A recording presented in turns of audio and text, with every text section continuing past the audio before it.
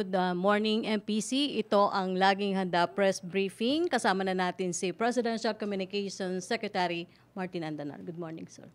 Good morning, Rocky. Salamat at magandang umaga po sa ating mga kasamahan sa Malacañang Press Corps at magandang umaga sa lahat ng nanonood po ng telebisyon, nakikinig sa radyo at nanonood sa live streaming ng Presidential Communications Operations Office at ng iba pang private broadcast companies. Let me begin by commending everyone for doing a good job.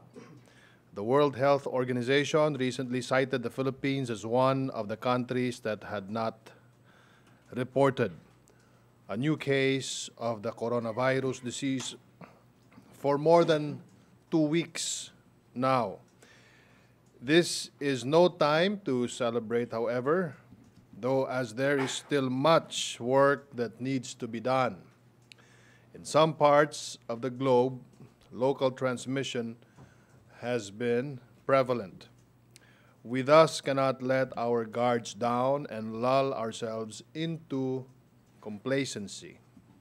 We have to remain vigilant, prepared, and united in combating this global health emergency.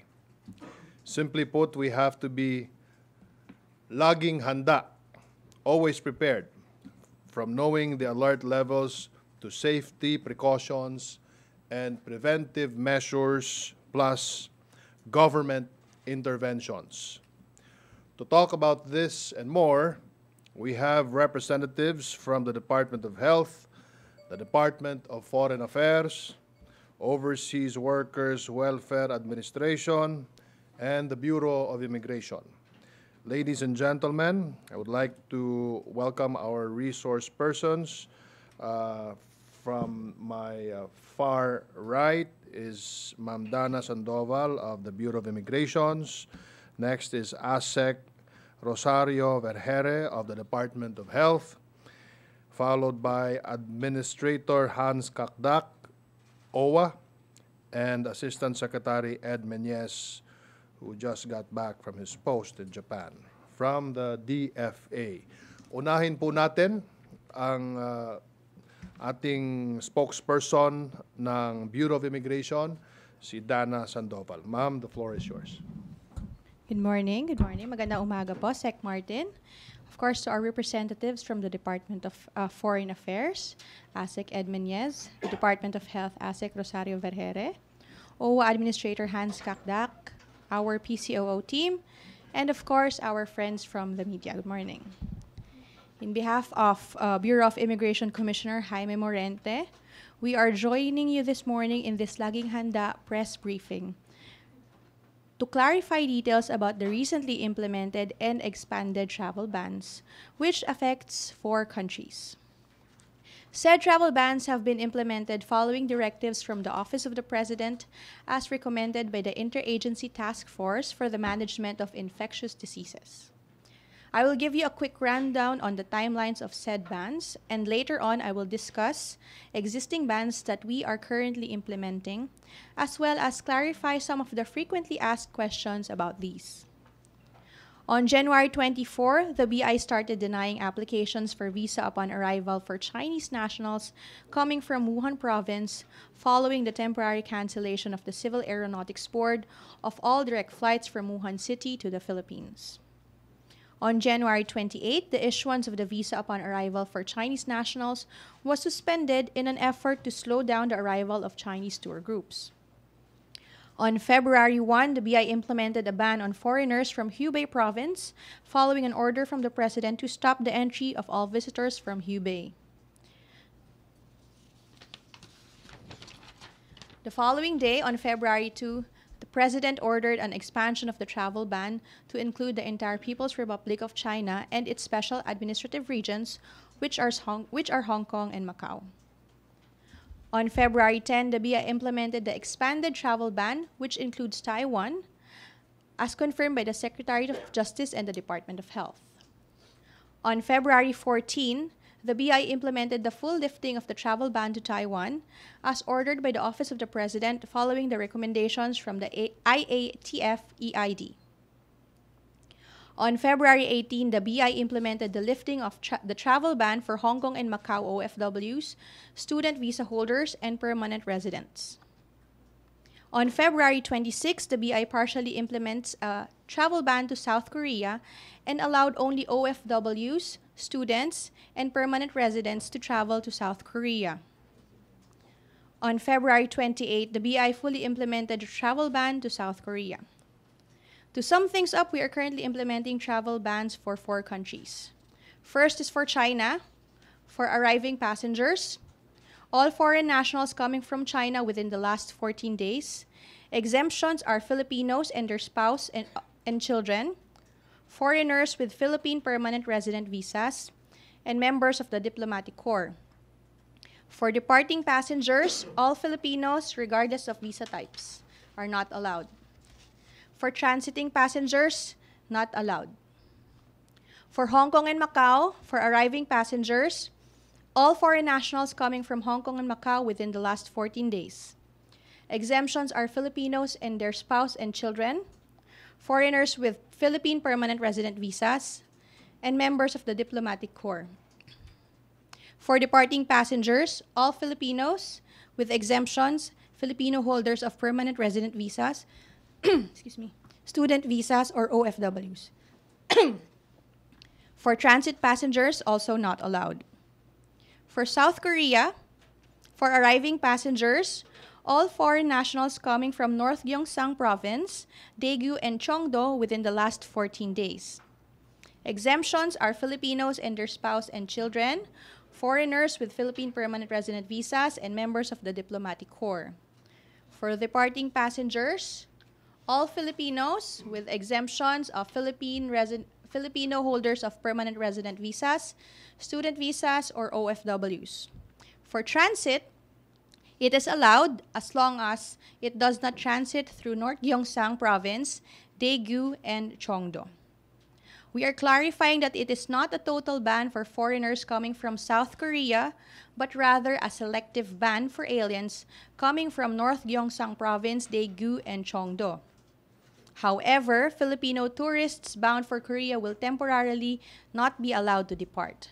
Only those in the exempted classes will be allowed to travel to South Korea. The ban includes passengers who have been to these areas of concern in the last 14 days.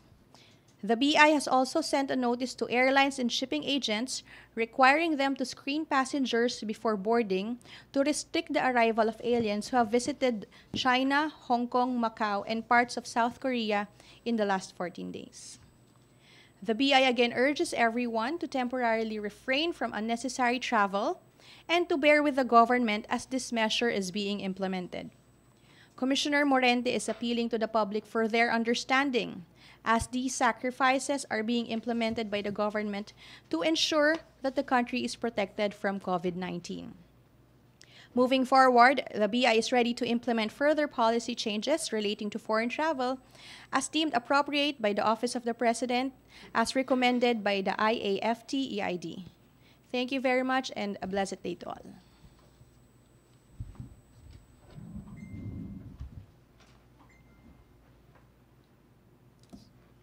Good morning, everyone. The Department of Health is updating the public on the COVID-19 health situation, repatriates from the MV Diamond Princess, Diamond Cruise Ship, and the global situation.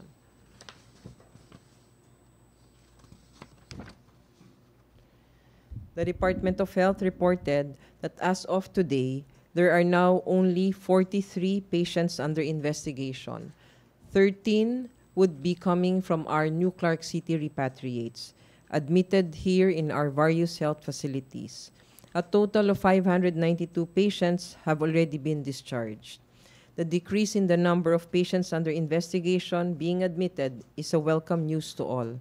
This may be attributed to our strengthened surveillance, early travel restrictions, and enhanced laboratory processes.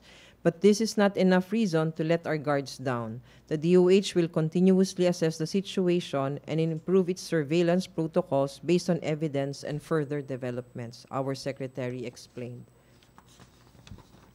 Updates on our repatriates at the NCC quarantine facility. DOH reported that 14 quarantined individuals at the New Clark City showed signs and symptoms of respiratory illness. The patients under investigation manifested sore throat, cough, and fever. 10 of them experienced sore throat, 3 of them experienced cough, and 1 of them experienced fever, and 10 of them had tested negative, and we are still waiting for 4 laboratory results to be issued maybe within the day. Among the 14 PUIs, 10 tested negative for COVID-19, while 4 are with pending laboratory results. The patients under investigation are still admitted at our referral facility. We are more than ready to cater to the needs of our kababayan should they test positive for COVID-19. We are also geared up for the possibility of local transmission. The welfare and safety of our health workers are our topmost priority, and as such, we have adequately trained and equipped them to carefully handle positive cases once they arise. Updates on our global situation. DOH is adopting its contingency plans as the World Health Organization raised its risk assessment on the COVID-19 to very high at the regional and global levels. Currently, there are 58 countries with confirmed cases and 20 countries with local transmission. DOH also reported that as of March 2, there are a total of 86 confirmed COVID-19 cases among our overseas Filipinos around the globe.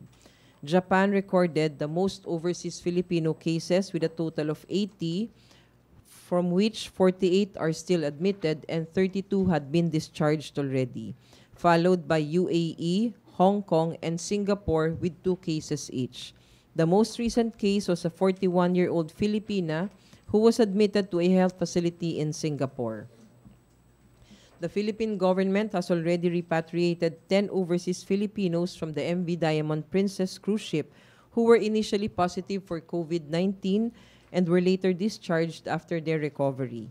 President Roa Rodrigo Duterte has been personally monitoring their status and promised the same care and protection to our other kababayans who might soon find themselves in the same position.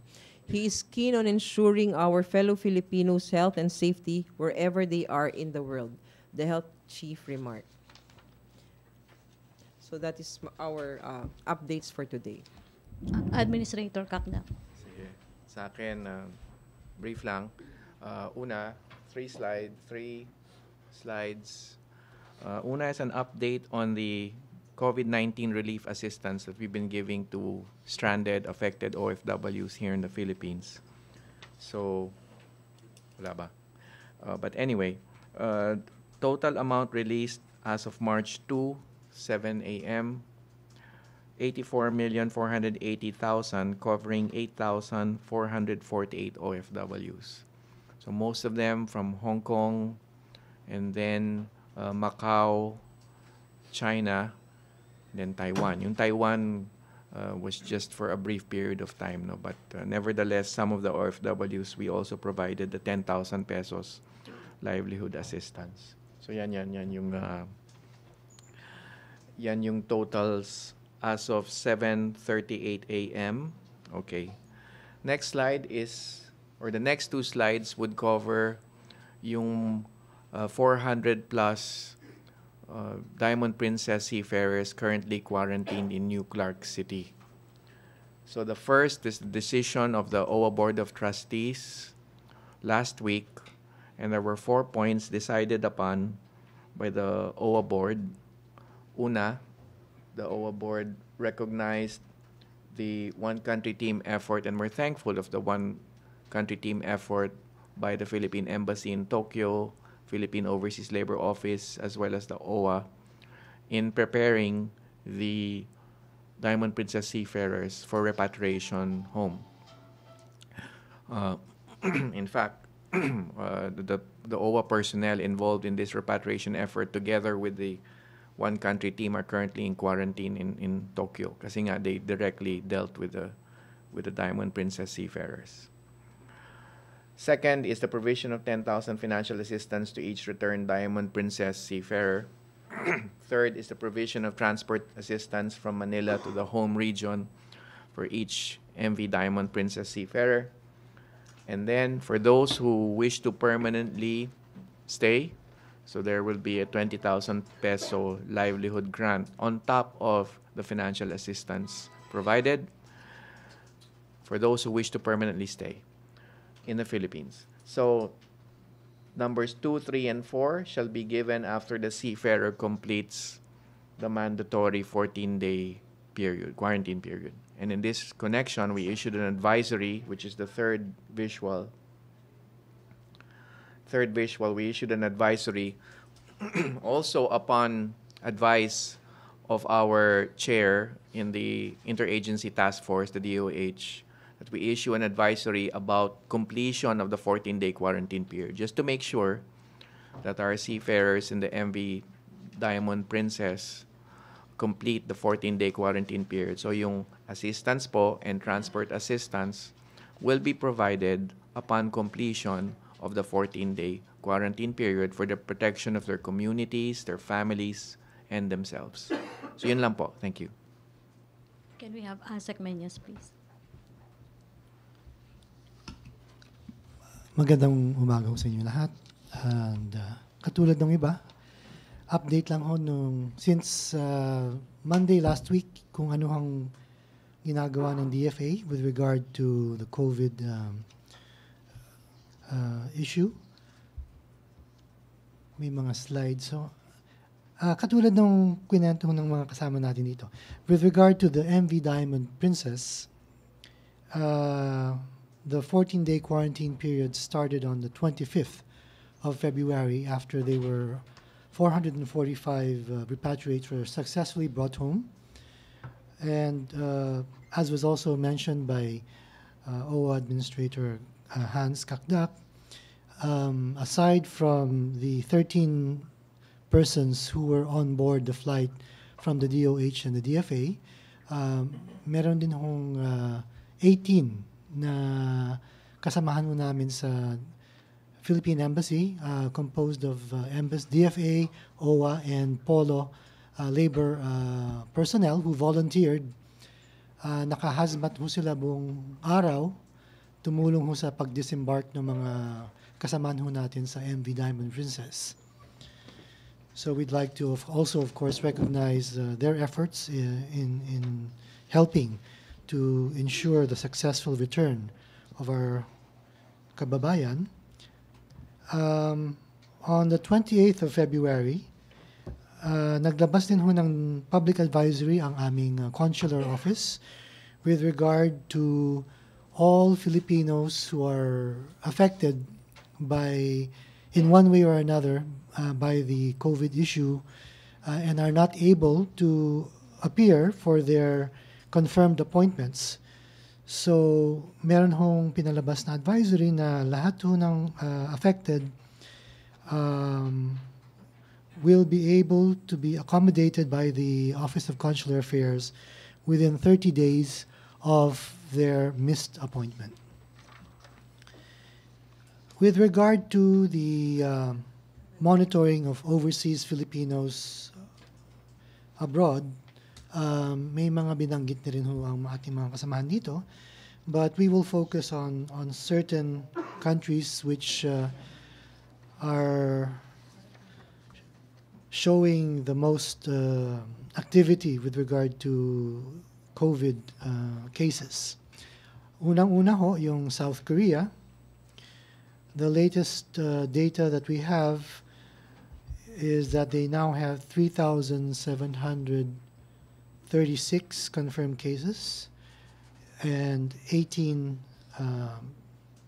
persons who have expired.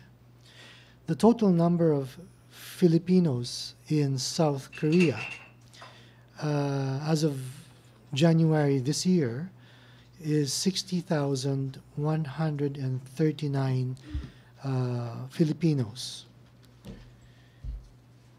We do have some breakdown of the figures with respect to the affected areas, but baka sa Q&A na lang ho yun. For Italy, as of this morning, the total confirmed cases are 1,694. Reported deaths in Italy are 34.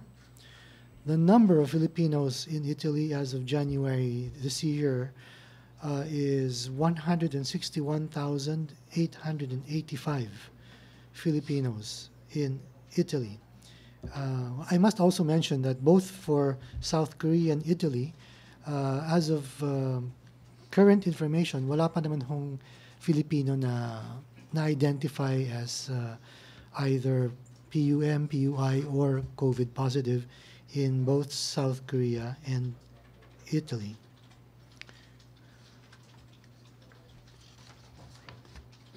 For the Islamic Republic of Iran, another country that has registered some high figures,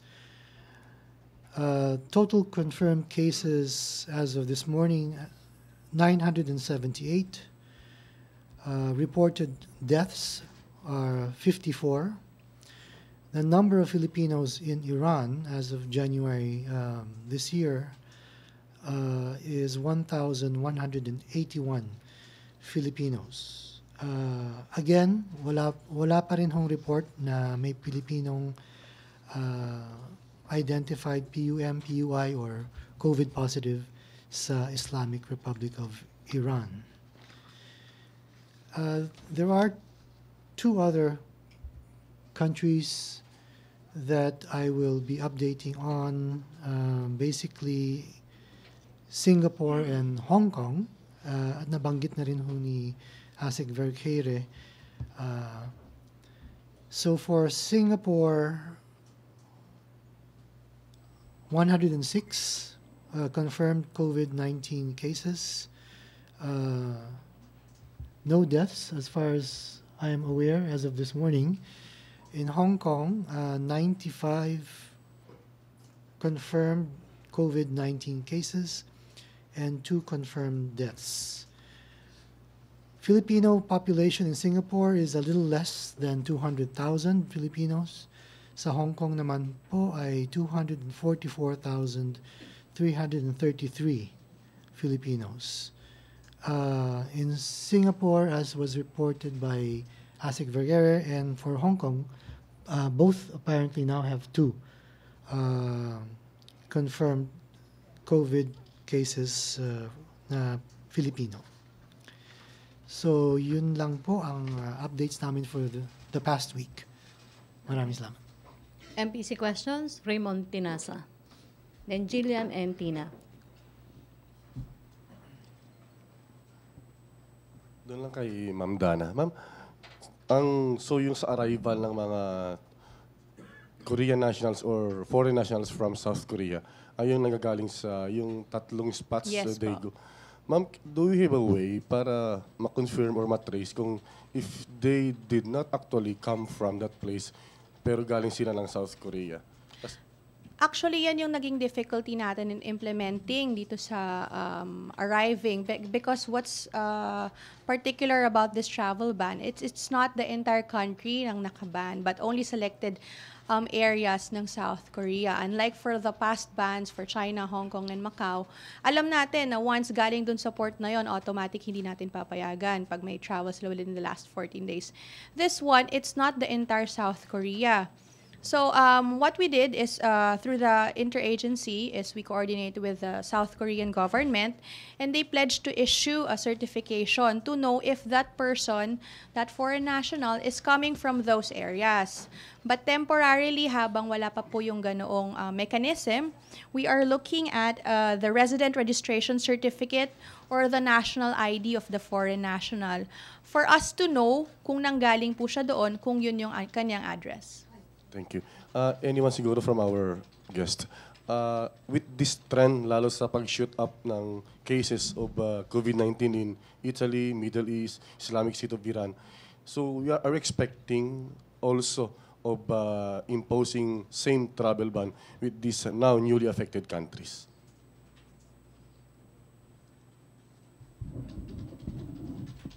The Interagency Task Force regularly does its assessment every time that they meet, no? So the Interagency Task Force meets once a week, the high-level officials, and the technical working group for this task force meets twice a week. So with that, it's always as part of the agenda, doing risk assessment for all of these countries, which we think are on the top of the list right now because of the number of cases, because of the volume of travelers going to the Philippines, and because of the evidence of local transmission. So there are these criteria that is being used for us to ascertain if countries should be restricted or not. So after our meeting tomorrow, maybe we can be providing you with more further updates. Thank you po. Okay, Jillian and then Tina. Hello po. Hello. For ASEC Menyas po, are there any OFWs in the mentioned countries, South Korea, Italy, and Iran, who have expressed that they want to be repatriated considering the surge in the COVID-19 cases?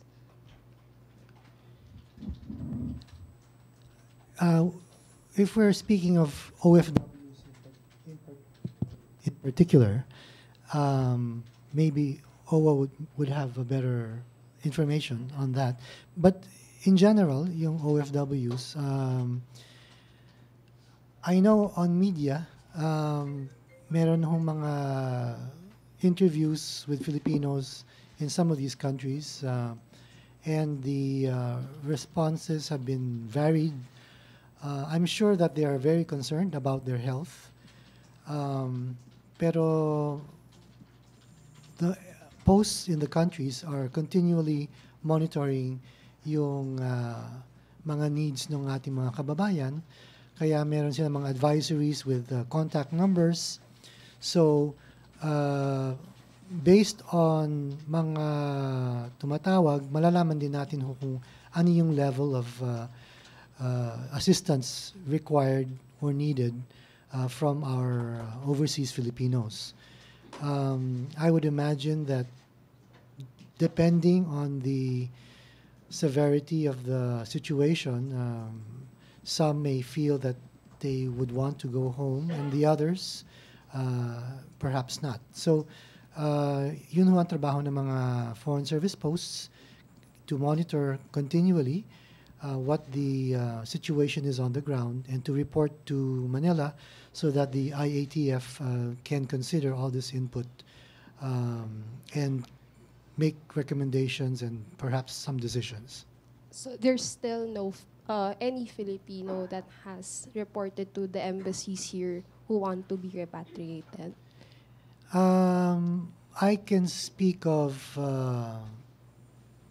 in the case of Iran, because konti lang ho ang ating mga Pilipino doon, and about 90% ay mga, well, asawa ng Iranians and their children.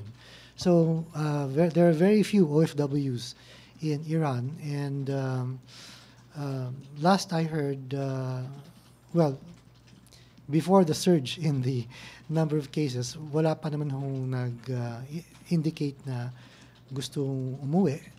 But part of the information that the IATF also considers is also the ability of people to leave the country. Again, for example, ang Iran, marami na hong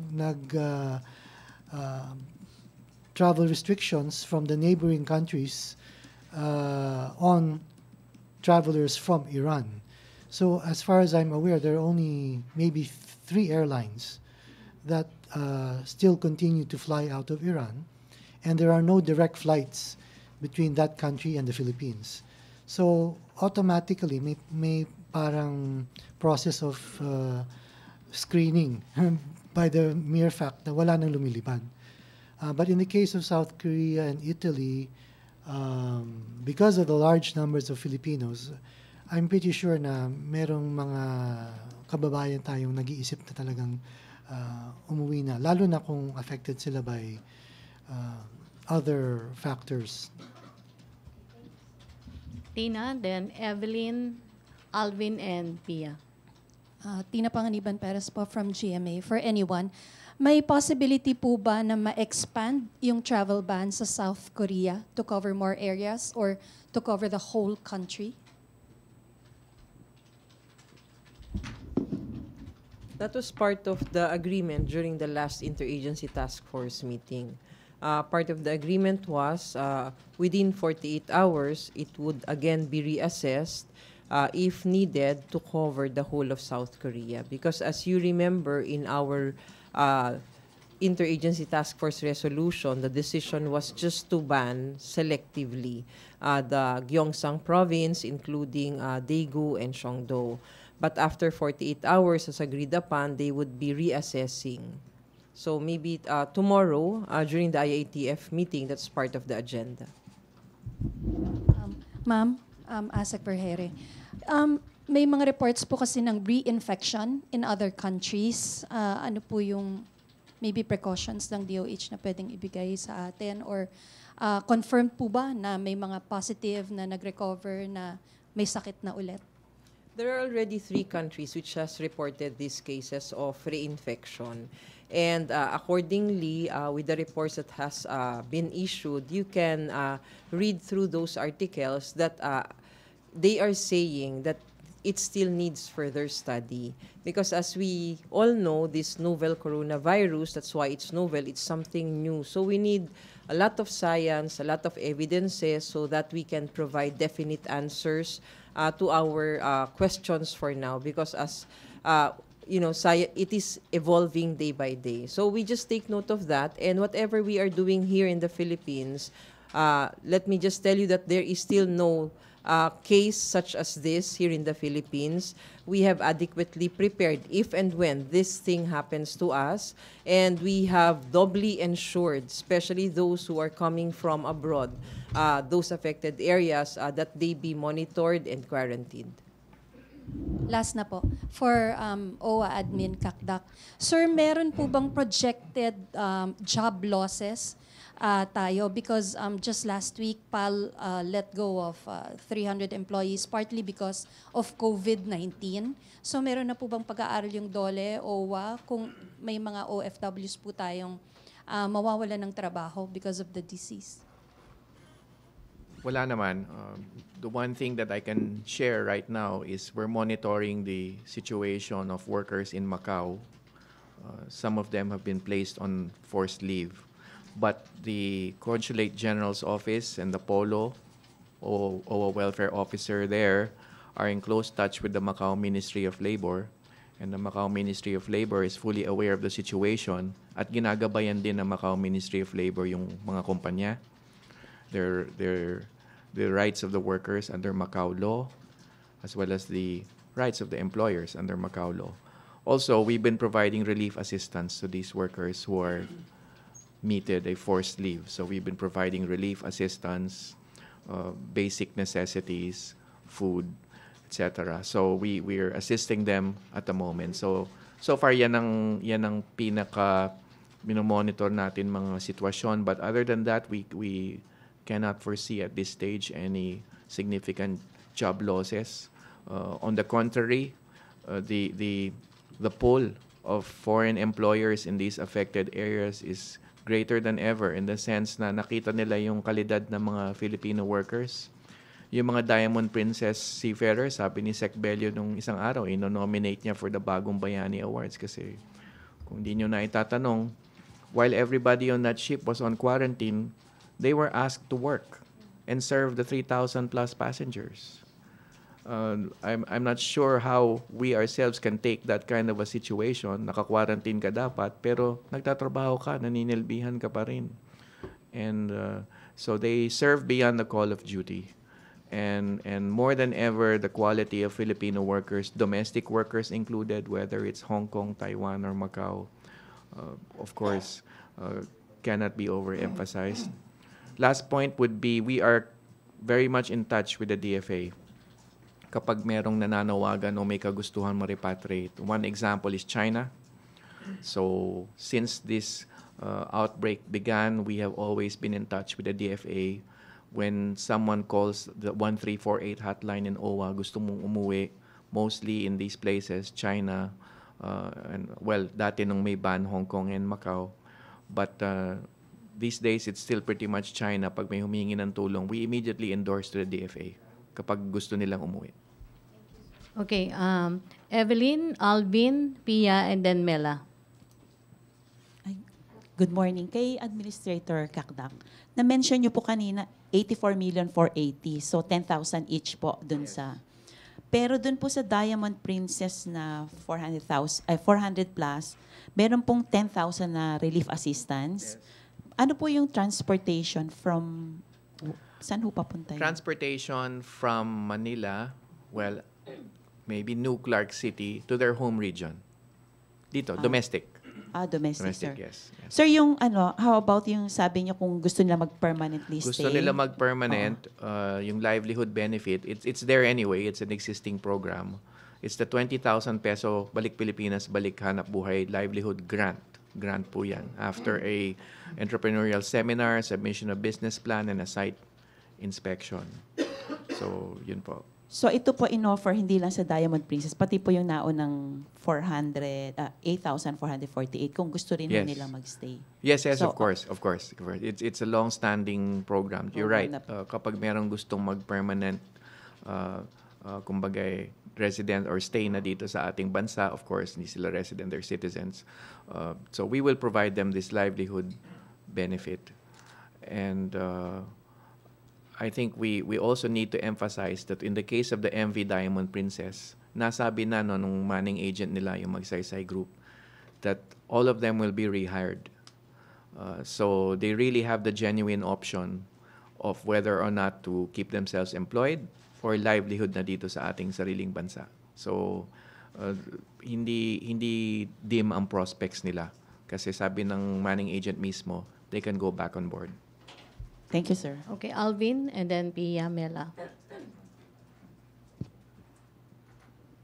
Asek Benyas, magandang umaga po. Asek, meron po ba tayong ginagawang coordination sa Saudi Arabia, Embassy ng Saudi Arabia to the Philippines? Kasi may mga report na may mga Pinoy na pagdating ng Saudi doon sa Damam, pinapauwi din. Parang hindi po klaro kung meron silang pinapatupad na travel ban. Kaya kawawa din yung mga Pinoy na Yes, we're quite concerned about reports of the Saudi government's actions with regard to this particular COVID-19 issue. We understand that the government announced that they would be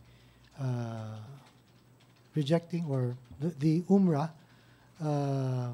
pilgrims would not be allowed to come to the country, and also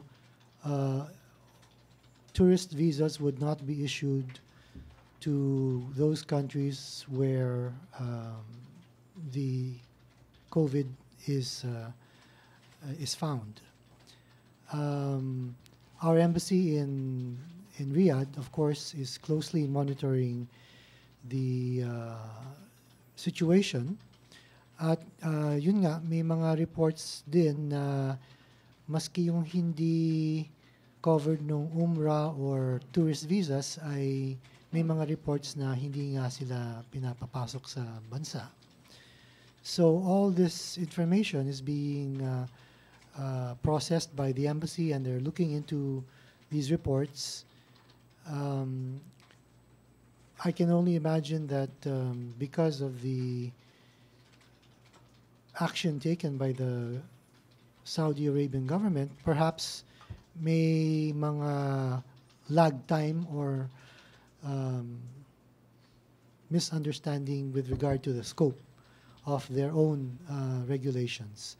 So we hope to clarify all these reports and be able to inform the public kung ano ho talaga ang existing policy ng bansang iyon. At if there are those who are negatively affected, we will also bring those cases to the attention of the Saudi government so that they are better able to implement whatever policy they decide to take. Asik, may figures po ba tayo kung ilan yung mga napauwi na legal naman yung documents nila? Wala pa ho akong nakikitang actual figures. Puro mga reports lang about a flight being turned away, some travelers who are not Umrah and tourists also being not allowed to board. In fact, I understand the other day there was even someone from government who was not able to proceed to Saudi Arabia. Yusek, follow-up na lang kay Miss Dana Sandoval. Ma'am Dana, mag-i-issue pa ba tayo ng clearance? Papayagan pa ba natin na doon sa immigration na makabiyahe pa doon sa Saudi?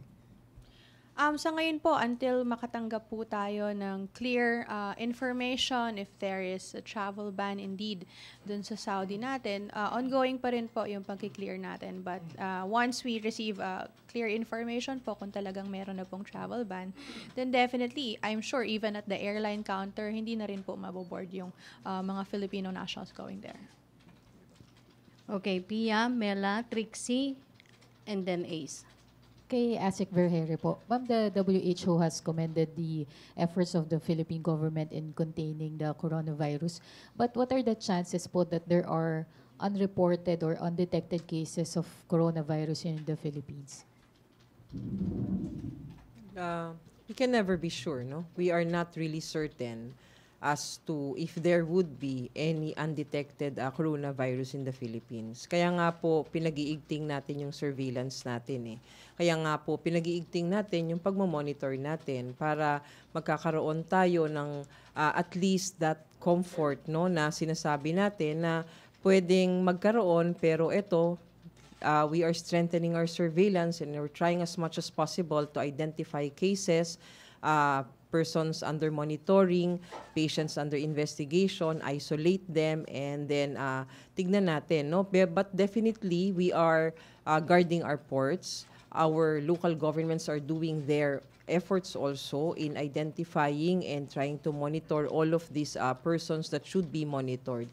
So hopefully, in the next couple of weeks, wala naman tayong makita talaga na sinabing undetected and nagkaroon tayo ng transmission, no? Because nakikita natin ngayon sitwasyon sa Pilipinas, everything has been covered, no? But as I've said, I cannot really be certain to tell you now that there are no undetected cases. But we are doing our best with regards to how we are doing our surveillance. Thank you po. Kay Admin Hans Kakdak, sir, may case po sa Italy na may Pilipino na sinuntok kasi napagkamalang Chinese. So, may mga na-reports po ba naman ganong klaseng discrimination against Filipino workers, lalong-lalo na po pagdating sa employment because of the coronavirus?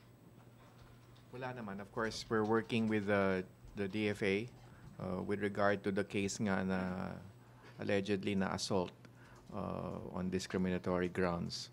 We all know that Filipinos in Italy are well-loved. Ang tagal-tagal nang naninilbihan ng OFW sa Italy at dumadami pa nga sila. So, nagtitiwala naman tayo na in cooperation with the DFA and as well as the Italian government that these small incidents of discrimination, unfortunate incidents, will be carefully addressed by the Italian authorities. Sir, ulitin ko lang yung tanong ni Alvin regarding yung mga Filipino OFWs in Saudi. May mga na-monitor po ba tayong cases doon? Na ganun, yung pinapabalik po? Ibig mo sabihin, yung gustong umalis dito na hindi Yung mga dumating na doon. Dumating sir, dito? Tapos, dumating na sa Saudi, sir. Galing tapos, galing sa Pilipinas, sir, tapos pinabalik. I think maybe Ambaed could clarify, but I think the Saudi government has already clarified this. Walang ban on re-entry sa mga OFWs. So, and of course, Saudi, speaking of governments whom we have a very, very a good cooperative relationship, the Saudi government is closely in touch with us. Yung counterparts namin, yung Ministry of Labor, ay nandito lang last week, ano? At napag-usapan din namin yung cooperative measures from the labor side, labor front. So, we're likewise confident na with the Saudi government, we will carefully look out for the welfare and protection of our OFWs. Sir, last na lang po. All in all, sir, how has the COVID-19 outbreak affected the hiring of Filipinos po? Wala naman tayong nakikitang epekto nito. Of course, we will carefully observe together with the DFA yung labor market forces in the affected countries. But so far, there have been no negative signals in the sense na magbabawas sila o ayaw na nila ng Pilipino. Sabi ko nga, more than ever, nakikita nila yung tiwala nila at yung kalidad ng Filipino worker.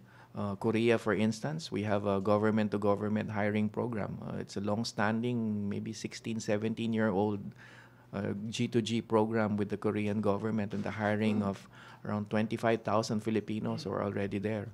So we are very confident that the governments of the areas affected, as well as the employers in the areas affected, have their full faith and trust with the Filipino workers.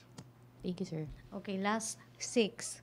Mela, Tricia, Ace, Francis, Chona, and then Rosalie. Si Rosalie na last natin. Hi, for Admin Kakdak po, Mela from PTV4. Sir, based on our monitoring, may update po ba kung overall ilan yung overseas Filipino workers na affected ng travel restrictions? Okay, kasi ang travel restrictions na lang remains with China, right? Kasi wala na sa other areas, mga turista ang apektado, hindi OFWs. So if you look at China, mga around 7,500 ang deployed noong 2019. That's an average of around 640 a month, around 21 a day. So, yan ang extent na mga apektado. And as I said, we're in close touch with the DFA and also the Filipino community. I just got off the phone with the Filipino community leader in Shanghai, for instance, who have been giving us information about workers who want to be repatriated. At agad naman namin itong pinapasa sa DFA for appropriate action. And of course, we are continually monitoring the situation with DFA. And sir, just a quick follow-up. Sapat naman po ba hanggang sa ngayon po, sapat pa rin po ba yung pondo ng gobyerno para nga matulungan tong mga affected OFWs po natin? Yes, we're looking at an OWA fund that we've tapped with the assistance to the stranded workers. We're considering sustainability, of course, in judicious use ng funds. So rest assured, sapat ang pondo natin. Siguro at an appropriate time, we will report on the 2019 financial health of OWA. But in advance, I will say that we were on the plus side. We had a financial gain in 2019. Hindi ko pa muna iuulat kasi hindi pa naiulat formally sa OWA board. But the short answer is yes, we have sufficient funds to help OFWs in this crisis. Okay, Trisha, and then Ace. Hi, good morning. To DOH. ASEC, there are reports that OFWs from South Korea are requesting for face masks. What's the process for this, and are we capable of sending face masks, knowing that we also have limited supply here? Yes, ma'am.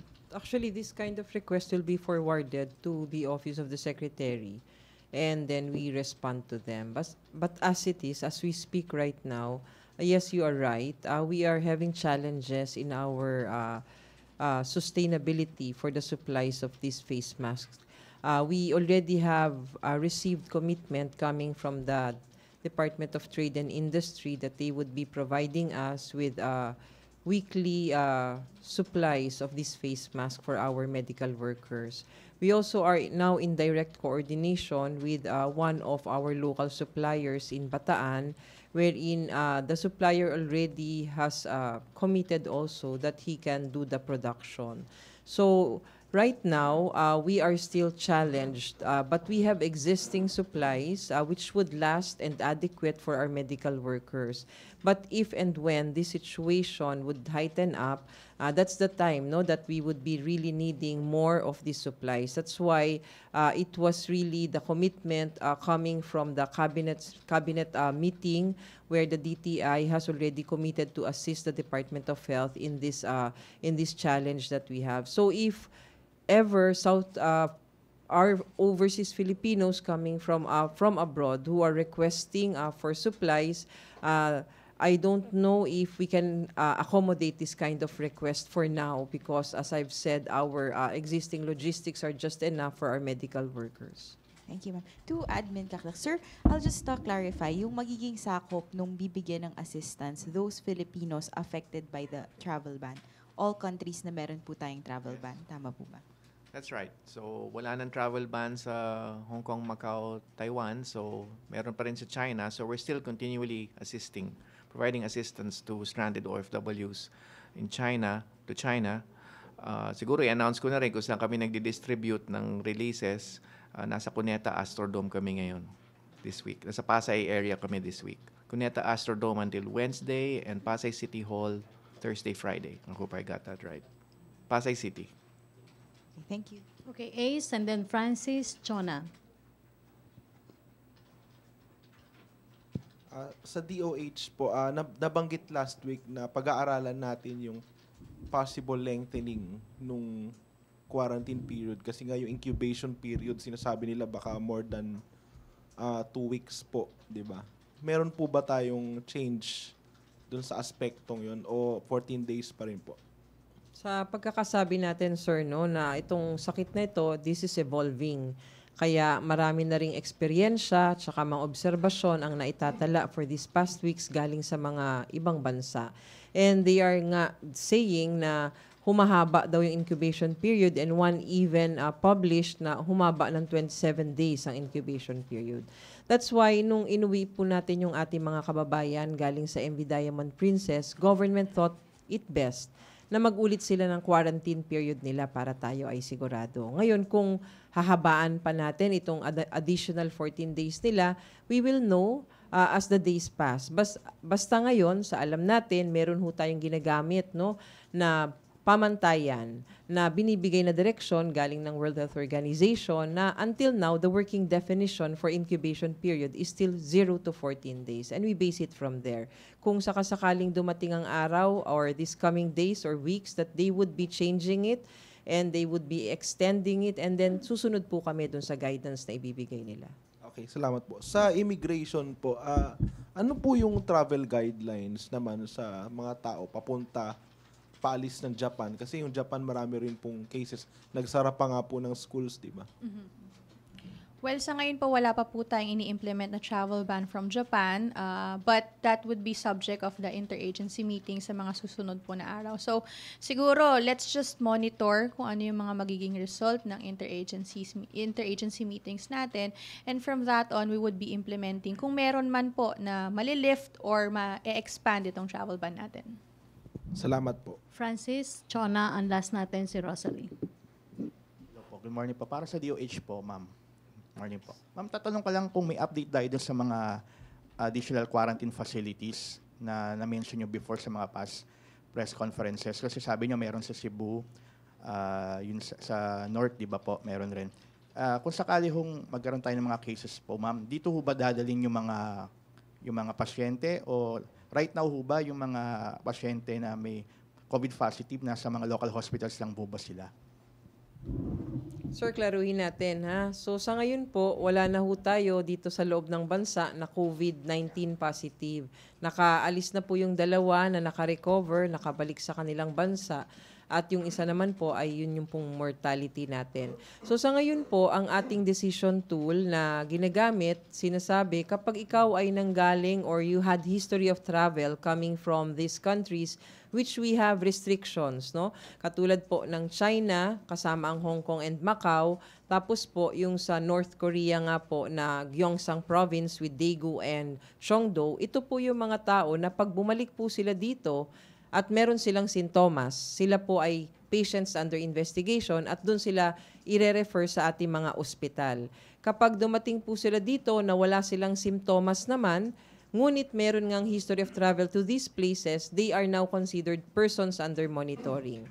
Kapag po persons under monitoring, ang ginagawa po natin, they do home-based quarantine. Monitored home-based quarantine, meaning sila po ay nasa bahay and then they are being monitored by our health workers from the local government as well as the Barangay Health Emergency Response Team. So, ito po yung mga quarantine facilities na kakailanganin natin kung sakasakali po.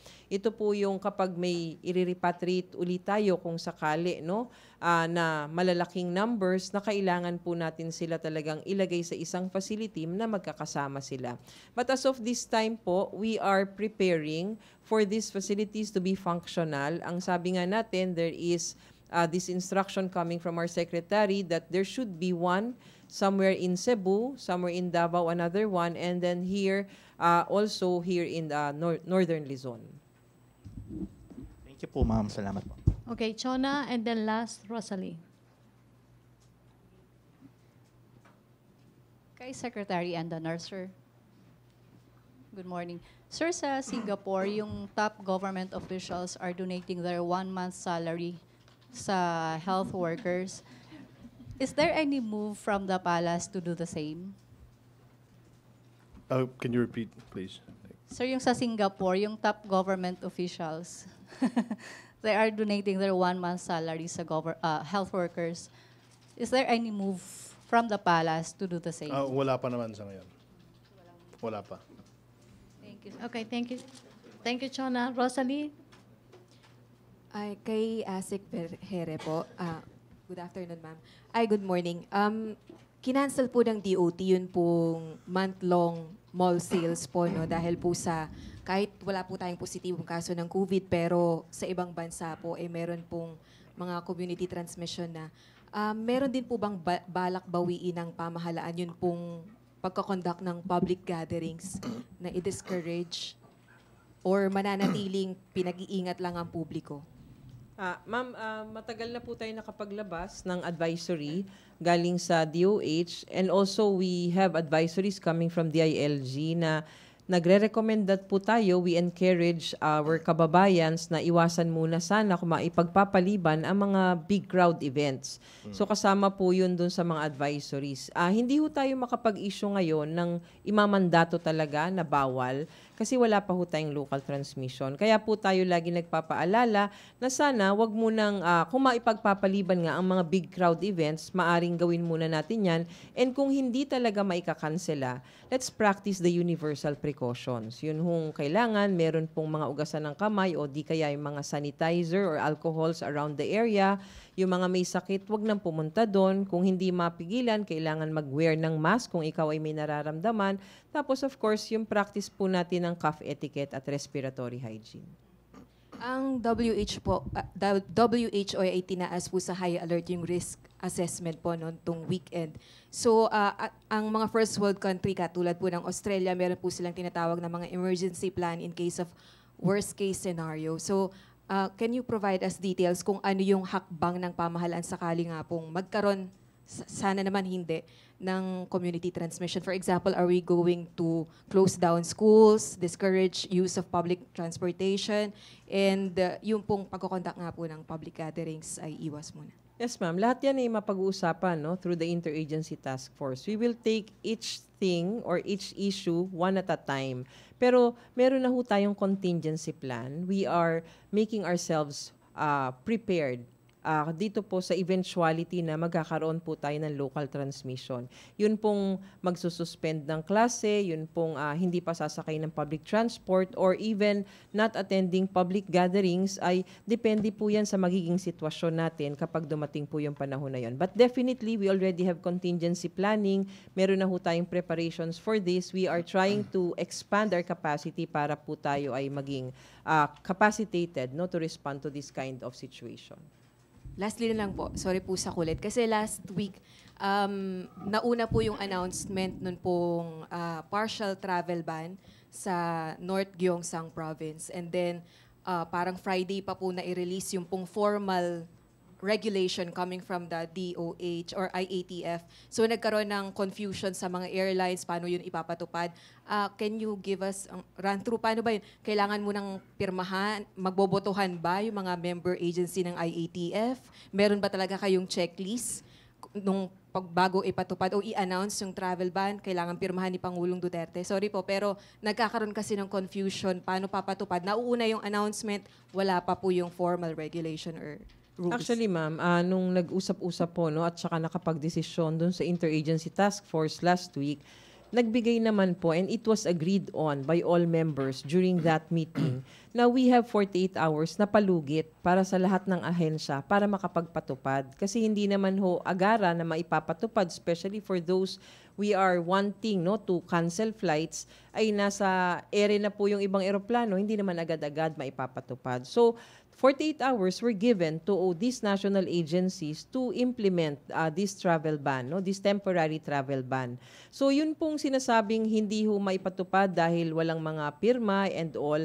Ito naman po ay ang sinasabi nga, no, base po doon sa ating mga nakausap na legal experts. When you have your resolution doon po sa IATF, it's something executory already. So yung pirma, it's a formality actually, no? So napagkasunduan na, kaya po pagkatapos doon nakapag-announce na po ang ating mga high-level officials regarding this matter. So hindi naman po talagang inantay yung pagpipirma, pero yung 48 hours na inabiso kasi na binigay na palugit para sa ating mga member agencies para makapagpatupad sila. Yun ho siguro yung naantay muna, tsaka sila nakapagpatupad ng maayos. Siguro ma'am, additional din dun sa matter na yon.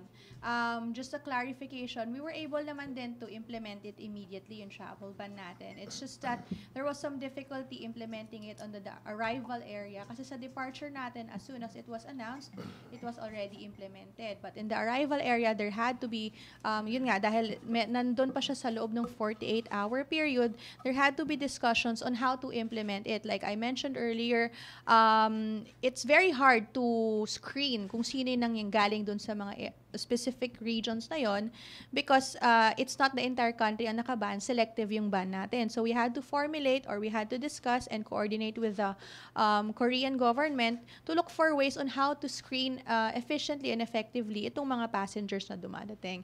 Hence, it was implemented naman within the 48-hour period on Friday na implement naman po siya. Okay, thank you, Rosalie. Thank you, ma'am. Last words po, Ms. Dana. Okay po. Siguro just again a reminder to everybody, if your travel is non-essential, it's best na lang siguro to delay it while everything is being sorted out. Hopefully po in the next few weeks, matapos na po itong ating problema with the COVID. Rest assured po that the government is implementing these travel bans to protect us, para maprotektahan po tayo at hindi na po further kumalat itong sakit na ito. Thank you. Asek Berhen. Yes, ma'am. Very short lang. We just like to remind our kababayans, let us remain to be vigilant. Huwag ho kayong mag-alala. Ang gobyerno po ay gumagawa ng mga hakbang para mapangalagaan ang public health. Administrator Kag. Yes po, salamat po. Kailangan ko lang pasalamatan, kailangan namin pasalamatan yung mga nag-host ng mga financial assistance distribution centers. So, nung first few weeks, ang SM Group, sa SM MOA tayo noon. And then, dito sa PTTC, so salamat Secmon Lopez sa DTI facility. And then, for a week, si Yorme Isko, salamat sir, nag-host ng Manila City Hall. And then this time, itong papasok na linggo, si Mayor Calixto Rubiano, ma'am, marami pong salamat. And then lastly, 1348 po ang hotline ng OWA. Sino man po nangangailangan ng tulong, tumawag lang po dito sa hotline 1348. Salamat po. Asek Menyes. Yes. Sec Dinar mentioned earlier that the Philippines was cited by the WHO because of no new COVID positive cases being reported over the past 2 weeks. Aside from what Asik Vergere from DOH said about good public health policy and preparedness, I also believe that the government's transparency in reporting the latest and most accurate information to the public has also contributed to the good performance of our country. The government also accepts all comments and tries to process these reports to discuss and arrive at informed and data-driven policy decisions to assure public health and maintain the safety and security of all people in the Philippines and of course our Filipinos abroad. Makakaasa po kayo na tuloy-tuloy ang tulong na ipinaabot ng DFA sa lahat ng ating kababayan sa ibang bansa. Hindi lang tungkol sa COVID-19, kundi sa lahat ng problema at suliranin na hinaharap nila sa ibang bansa. So, maraming salamat po. Secretary Dinar. Thank you, Rocky. Thank you once again to our spokesperson of the Bureau of Immigration, Ms. Sandoval, the DOH, ASEC Vergere, OWA Administrator Kakdak, and ASEC Menyes of the DFA. And just quickly on another matter, I am pleased to inform everyone about the Presidential Communications Operations Office's most recent international engagements, where the highlight is the Philippine dignitary statement at the high-level segment of the 43rd Human Rights Council session, which I delivered last February 26 in Geneva, Switzerland. We find it unfortunate that in that part of the world there was scant information about the Philippines, and in instances where there was information, the information was bogus and the dominant narratives about our government and our people have been false. In view of this, our primary strategy was to simply tell the truth. And our main message was that the Philippines is a free country, that we have a prosperous democracy, and that we have a functioning and independent justice system. I therefore called for prudence in the Council's actions in the Philippines, actions that were based on unsubstantiated claims made by critics, especially by those who are behind the longest insurgency in the country and are forwarding their agenda by masquerading as human rights defenders. At the same time, I affirmed the country's headways on inclusive growth, sustained peace, and social justice agenda for all Filipinos with human rights at the forefront. I likewise underscored how press freedom in the Philippines is very much alive and how it is the most vibrant in the Southeast Asian region. This is evident in President Rodrigo Roa Duterte's achievements and initiatives in strengthening the space for a free and empowered media while proactively safeguarding them from threats. Such includes the creation of the Freedom of Information program by the executive branch, which provides for the disclosure of all government records involving public interest, and the creation of a task force on media security under the Office of the President, headed by Yusek Joel Egco, with its twin-tack approach of solving cases of media killings while promoting their socio-economic welfare, such as the push for the Media Workers Welfare Act.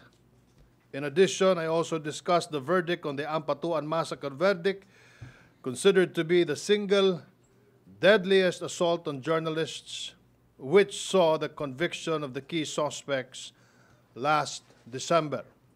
Some critics would say that we are seeking to paint a false picture of the situation under this administration, just as these same detractors have the right to make their claims, no matter how hollow and inaccurate. The government is also well within its right to correct the falsehoods they have pervaded in the international community. The fact that these critics are able to slam the government, as they do, and are able to peddle their untruths already refutes their claim that press freedom and human rights is not valued by the government.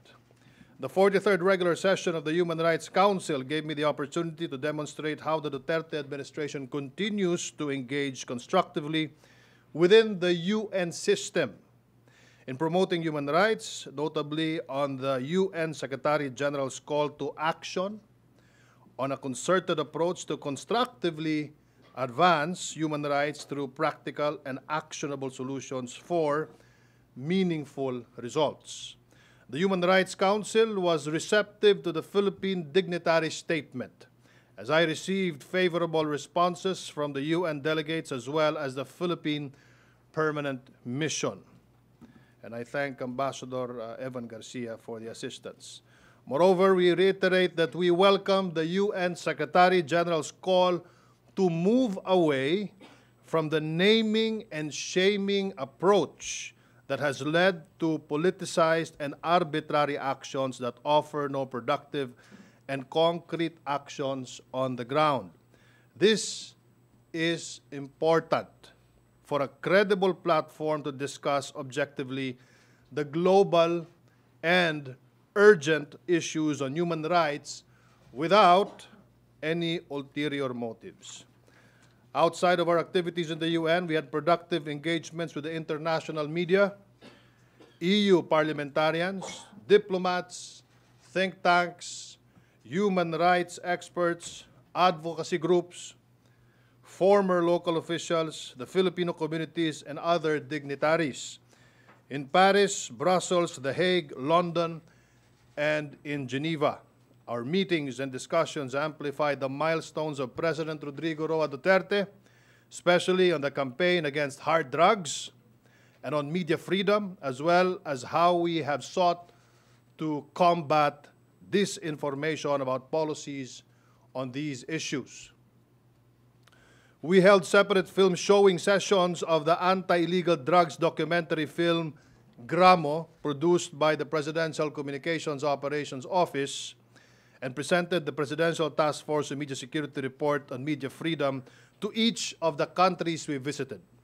We turned over copies of the film and the PT Form's report to the foreign posts of those 5 countries I mentioned, along with the anti-drug journal Saving the Future of a Nation, Countering Hard Drugs, the Duterte Legacy Magazine, and the Duterte Legacy Accomplishment Journal, for them to further spread the message to other European personalities, Filipino community leaders, and the international media. We came to tell the world that human rights and fundamental freedoms are guaranteed in the Philippine Constitution, and that the Duterte administration has shown and continues to commit to its priority of promoting and preserving human rights, safeguarding press freedom, and protecting journalists and its citizens. For this, we have accomplished the mission of our trip. Maraming salamat po, and I would like to request Yusek Joel Egco to say a few words, because he was the one who briefed UN human rights officials and experts during the trip to Geneva. So, Joel, you may have a few words.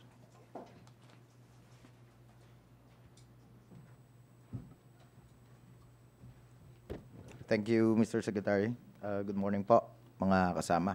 Well, maigsi lang po ito, no? But first, let's congratulate Secretary Martin Dinar for being the first Press Secretary from the Philippines to address the UN Human Rights Council. And to summarize our Truth and Information mission there, it was not only fruitful, but it was impactful and very successful, no? Napakalaga po nun because in terms of human rights, ang mahalagang mensahe na dapat nating maiparating sa kanila is that there are existing mechanisms in the country, no? Especially on accountability. Yun yung lagi nilang hinahanap sa atin, eh.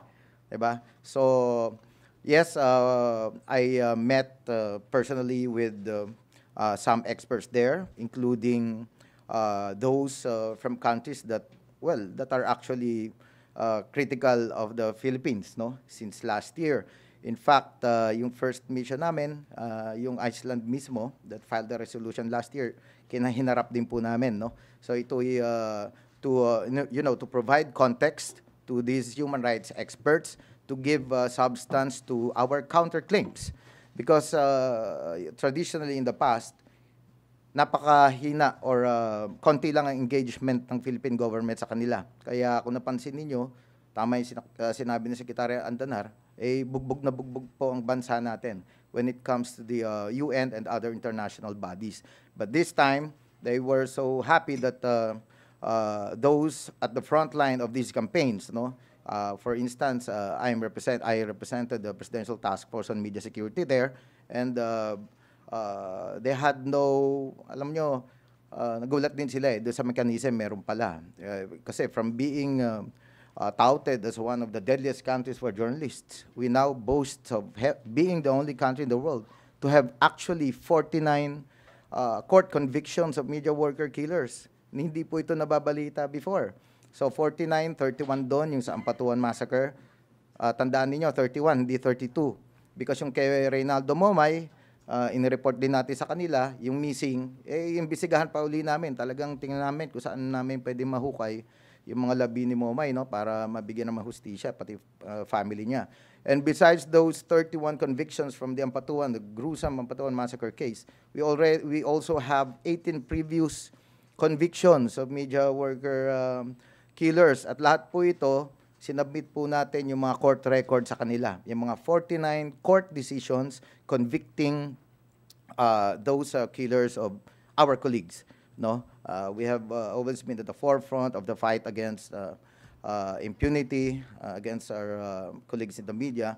No, noong paman. No, so that fairly summarizes our mission there. So kailangan balanse.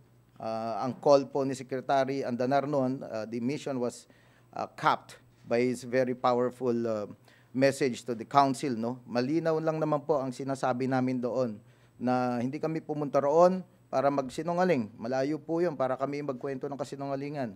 Ang hiling lang po ng Philippine government through, the eloquence of our secretary here is that, alam niyo, prudent. Kailangan maging prudent at maging diligent ang council sa pag-handle ng mga reports na dumarating po sa kanila. In the past, bihirang-bihira nga yung report coming from the government. I even asked experts there, diba? During one of our previous sessions, saan kayo kumukuha ng report? Saan kayo kumukuha ng data? Well, sagot nila, media, lahat itinuro eh. Media, their missions here, everybody, except the government. So that's why we really have to engage them more. No? So yun po ang buod, ang summary ng aming pagtungo po doon sa Europe. And again, congratulations, Secretary Dinar. Ours was a very small team, and it was great. Congratulations. Thank you very much. Okay, thank you, Yusek Egco. Thank you, Secretary Martin. Salamat po sa ating mga bisita. Salamat din kay Yusek Winnie Rodolfo at Director Pebbles Duque. Salamat MPC, back to main studio sa Radyo Pilipinas and People's Television Network.